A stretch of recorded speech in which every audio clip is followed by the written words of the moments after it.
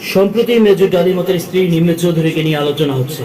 অনেকের ধারণা শেখ কামাল নিম্ন চৌধুরীকে অপহরণ করে শ্লীলতাহানি করে, যার প্রতিশোধ স্বরূপ শেখ মুজিবুর রহমানের পুরো পরিবারকে হত্যা করে মেজর ডালিম। এই ঘটনা কতটা সত্য এবং এই ঘটনা 15 আগস্টের জন্য কতটা দায়ী, আজ সে বিষয়ে জানাবো আপনাদের। মেজর ডালিমের বইয়ের ভিত্তিতে অনেকটা মেজর ডালিমের আছে, তবে মূল ঘটনায় যাওয়ার আগে আমাদের বুঝতে হবে এই ঘটনার সূত্রপাত কোথা থেকে হয়। অপহরণের কিছুদিন আগে কুমিল্লা অবস্থিত মেজর ডালিম অনেকগুলো সন্ত্রাস বিরোধী অপারেশন চালিয়েছিলেন। সেখানে অনেক আওয়ামী লীগের নেতারাও ধরা পড়ে। এই বিষয় নিয়ে মেজর ডালিমের উপর অনেক আওয়ামী লীগের নেতারা খেপা ছিল। এও সত্য, মেজর ডালিম বঙ্গবন্ধুর অনেক কাছের ছিলেন। দুই পরিবারের অনেক ঘনিষ্ঠতা ছিল। মেজর ডালিম বঙ্গবন্ধুকে চাচা বলে সম্বোধন করত, এমনকি শেখ কামাল মেজর ডালিমকে বস বলে সম্বোধন করত। কুমিল্লা গেলে শেখ কামাল মেজরের ডালিমের বাসায় অবস্থান করত। এখন চলুন মেজর ডালিমের আমি মেজর ডালিম বলছি বইটি পড়ি। বইটির লেখা অনেক বড় হয়, আমরা বইটির সারমর্ম আপনাদের কাছে নিখুঁতভাবে তুলে ধরার চেষ্টা করছি। এই বইয়ের একটা চ্যাপ্টারের নাম আমার স্ত্রী এবং গাজী গোলাম মোস্তফা কর্তৃক অপহৃত। 1974 সালের মাঝামাঝি ঘটে এই বর্বরচিত ঘটনা। দুষ্কৃতকারী দমনে তখন সারা দেশে সেনাবাহিনী নিয়োজিত।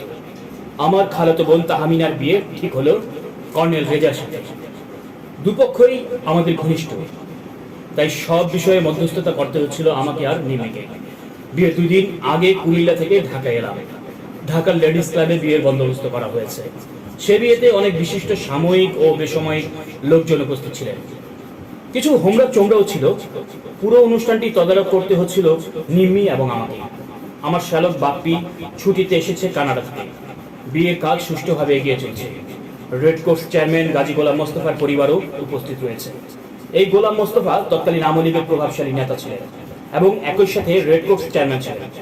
এর পরের ঘটনা থেকে আমরা বুঝতে পারি কিভাবে মেজর ডালিমের শ্যালকের সাথে ঝামেলা হয় red cross chairman Gazi Golam Mostafa.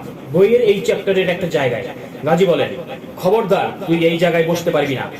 গাজীর ছেলেদের সাথে মেজর ডালিমের শ্যালকের ধস্তাধস্তি হয়। 15-20 জন অস্ত্রধারী বেসামরিক লোক অনুষ্ঠানের স্থলে চলে আসে। একটু পর গোলাম মোস্তফা চিৎকার করে বলতে থাকে, কোথায় মেজর ডালিম? সে অনেক বার বেড়েছে, তাকে আজ শাস্তি করতে হবে। এভাবেই চেঁচাচ্ছিল মেজর ডালিমের উদ্দেশ্যে। মেজর ডালিমের ভাষ্যমতে সে সময় 8-10 জন লোক গাজীর নেতৃত্বে স্টেন গান মেজর ডালিমের দিকে তাক করে। গাজীর লোকজন মেজর ডালিমকে উঠিয়ে নিয়ে যেতে চাচ্ছিল। মেজর ডালিম বইয়ের এই অংশে বলেন, আমাকে জোর করে অস্ত্রের মুখে গাড়িতে তুলতেই খালাম্মা এবং নিম্মি বলল, আমাদেরও সাথে নিতে হবে। এতটুকুতে বোঝা যায় ঘটনাটা ঘটেছিল মেজর ডালিমের চালকের সাথে।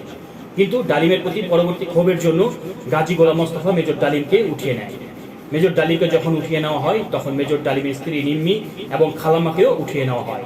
এই ঘটনা থেকে বোঝা যায় সে সময়ে আওয়ামী লীগের নেতারা কি পরিমাণ দাপট দেখাতো। এরপর বিভিন্ন ঘটনা হয় এবং গাজী মেজর ডালিমকে নিয়ে শেখ মুজিবুরের বাসায় যায়, কারণ সে বুঝতে পেরেছিল তাকে অন্য কোথাও নেবার উপায় নেই, কারণ আর্মিরা তখন পুরো ঢাকা ঘেরাও করে ফেলেছিল। বঙ্গবন্ধু মেজর ডালিমকে দেখে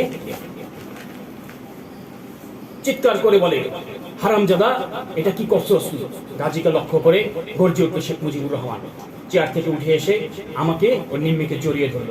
খালাম্মা হাঁটতে পারছিলেন না। কামাল রেহানা ধরাধরি করে ওদের উপরে নিয়ে গেলেন। শেখ সাহেবের কামরায় তখন আমি, নিম্মি, শেখ সাহেব ছাড়া আর কেউ ছিল না। এই জায়গাটায় খেয়াল রাখতে হবে, শেখ কামাল তখন গাজীর সঙ্গে ছিল না। সে সাহায্য করতেছিল খালাম্মা ও মেজর ডালিমের স্ত্রীকে। বাট এখান থেকে আমাদের অন্য একটা জায়গায় নজর দিতে হবে। গাজীর বাসা থেকে খবর এলো আর্মি গাজীর বাসা রেড করেছে। তারা গাজীর পরিবারের সবাইকে ধরে নিয়ে গেছে। সমস্ত শহরে আর্মি চেকপোস্ট বসিয়ে গাড়ি তল্লাশি করছে। এই ঘটনা থেকে বোঝা যায় আওয়ামী লীগের সাথে তখনকার আর্মিদের কি ভয়ানক বাজে সম্পর্ক ছিল।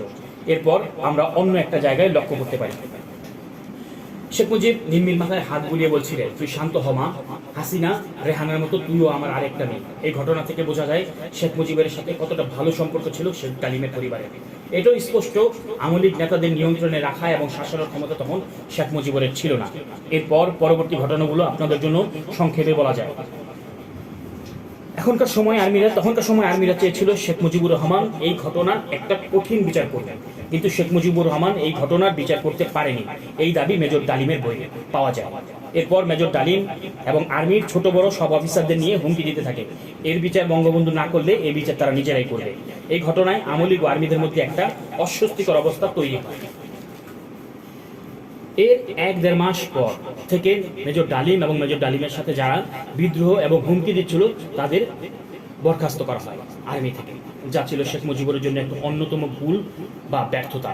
এর প্রেক্ষিতে মেজর ডালিম এবং সে সকল আর্মিরা বরখাস্ত হয়, তাদের মধ্যে ক্ষোভ দানা বাঁধে এবং এই ঘটনা এবং অন্যান্য কিছু বিষয়ের কারণে 15ই আগস্টের ঘটনার সূত্রপাত। এই ঘটনার মধ্যে কিছু সত্য মিথ্যা লুকিয়েছিল, যেমন শেখ কামাল নিম্মিকে অপহরণ করেনি এবং শ্লীলতাহাও ঘটেনি। তবে আওয়ামী লীগের প্রধান বঙ্গবন্ধুর কিছু ভুলের জন্য এই কালো অধ্যায় সূচিত হয়। ধন্যবাদ।